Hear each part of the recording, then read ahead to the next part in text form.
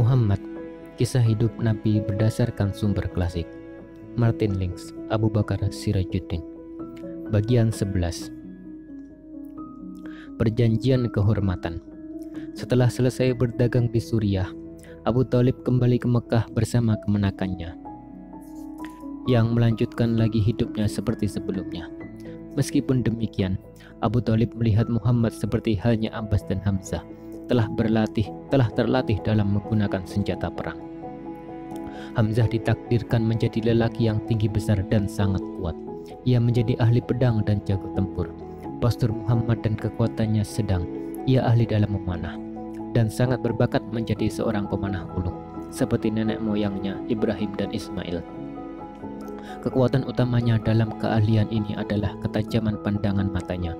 Ia memiliki reputasi dapat menghitung 12 bintang dari konstelasi Pleiades. Pada tahun-tahun tersebut, kaum Quraisy tidak terlibat dalam pertempuran manapun kecuali konflik hebat yang terjadi secara sporadis dan sebentar-sebentar. Perang tersebut dikenal sebagai perang melanggar kesucian karena dimulai pada salah satu bulan suci. Seorang Kinanah yang tak bertanggung jawab membunuh seorang lelaki Amir, salah satu suku Hawazin dari Najd. Orang itu lalu melarikan diri ke dalam benteng kota Khaybar yang kukuh. Peristiwa itu terus berlanjut sesuai dengan pola kebiasaan di padang pasir. Kehormatan menuntut balas dendam. Karena itu, suku pihak terbunuh menyerang Kinanah sebagai suku pihak pembunuh, dan Quraisy ikut terlibat sebagai sekutu Kinanah. Konflik tersebut berlangsung selama 3 atau 4 tahun, kendati yang benar-benar bertempur hanya 5 hari. Pada saat itu, pemimpin Bani Hashim adalah Zubair, saudara kandung ayah Muhammad. Seperti juga Abu Thalib, Zubair dan Abu Thalib membawa serta keponakannya dalam salah satu pertempuran tersebut. Tetapi mereka menganggap Muhammad masih terlalu muda untuk ikut bertempur. Maka ia hanya diizinkan membantu mengumpulkan panah-panah musuh yang meleset dan memberikan kepada pamannya agar dapat digunakan kembali untuk menyerang balik. Namun pada salah satu pertempuran, di mana Quraisy dan sekutunya mengalami hari yang paling buruk, Muhammad diizinkan untuk menunjukkan kemampuannya sebagai pemanah yang kemudian dipuji karena kehebatannya. Perang itu mendorong tumbuhnya perasaan tak puas di hati setiap penduduk terhadap hukum padang pasir. Sebagian besar pemuka Quraisy telah melakukan perjalanan ke Suriah.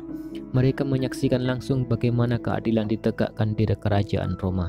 Demikian juga di Abyssinia yang meraih keadilan tanpa harus melakukan pertempuran. Namun, di Arab tidak ditemui sistem hukum di mana korban kriminal atau keluarganya bisa mendapatkan ganti rugi. Di samping itu, adalah wajar bila perang melanggar kesucian seperti konflik-konflik lain sebelumnya membuat banyak orang memikirkan berbagai cara dan strategi untuk mencegah peristiwa itu terulang kembali. Namun kali ini hasilnya lebih dari sekadar pemikiran dan kata-kata. Sejauh menyangkut orang Quraisy, mereka kini bersiap-siap untuk bertindak, dan rasa keadilan mereka diuji dengan peristiwa memalukan yang terjadi di Mekah pada minggu-minggu pertama setelah pertempuran berakhir.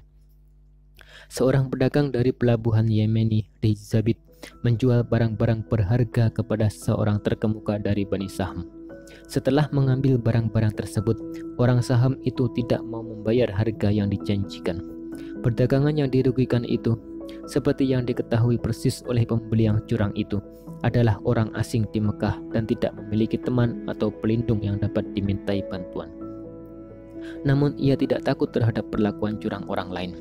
Lalu sambil berdiri di tebing Abu Qubaish dengan lantang, fasih dan berapi-api, ia menyeru kaum Quraisy agar keadilan ditegakkan.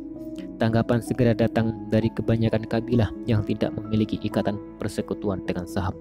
Quraisy menghendaki semuanya agar bersatu padu tanpa memihak pada salah satu kabilah. Namun, sebagai keturunan Qusay, dalam persatuan tersebut masih terdapat sebuah ketegangan akut yang memecah mereka menjadi 2 kelompok, kelompok Harum dan kelompok Sekutu. Serta Sahm adalah bagian dari kelompok kedua.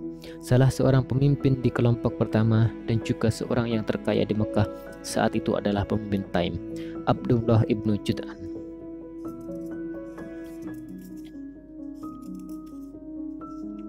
Kini, ia menawarkan rumah luasnya sebagai tempat pertemuan bagi semua pecinta keadilan.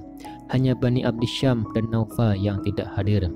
Sementara Bani Hashim, Bani Muthalib, Bani Zuhrah, Bani Asad, dan Bani Taim semuanya terwakili, serta ke dalam mereka kini bergabung Adi, salah satu kabilah dari kelompok sekutu. Keputusannya setelah melalui diskusi serius, diperlukan adanya suatu aturan kehormatan untuk menegakkan keadilan dan melindungi yang lemah. Mereka pun pergi bersama ke Ka'bah. Di sana mereka menyiramkan air ke atas Hajar Aswad. Air itu dibiarkan jatuh mengalir ke dalam satu wadah. Kemudian masing-masing meminum air yang disucikan itu. Dengan meletakkan tangan kanan di atas kepala, mereka berikrar bahwa setiap terjadi kejahatan di Mekah, mereka akan bersatu padu menegakkan keadilan, melawan pihak yang menganiaya dan membela pihak yang teraniaya, tanpa memandang mereka berasal dari Quraisy atau dari luar kota. Orang saham itu kemudian dipaksa membayar utangnya, dan tidak satu pun kabilah yang abstain dalam perjanjian itu menawarkan bantuan mereka. Bersama pemimpin Bani Taim, Zubair dan Bani Hashim merupakan salah seorang penggagas aturan ini. Ia membawa serta kemenakannya Muhammad yang turut berikrar. Beberapa tahun kemudian Muhammad menuturkan, "Aku hadir di rumah Abdullah ibnu Jud'an pada pembuatan perjanjian yang istimewa. Aku tidak akan menggantikan keikutsertaanku itu demi segerombol unta merah. Dan jika sekarang dalam Islam aku diundang untuk menghadirinya, aku akan dengan senang hati menyambutnya." Dalam kesepakatan itu hadir pula sepupu tuan rumah mereka, Abu Quhafah dari Bani Taim, bersama putranya Abu Bakar, usianya 1 atau 2 tahun lebih muda dari Muhammad, dan di kemudian hari menjadi sahabat terdekatnya.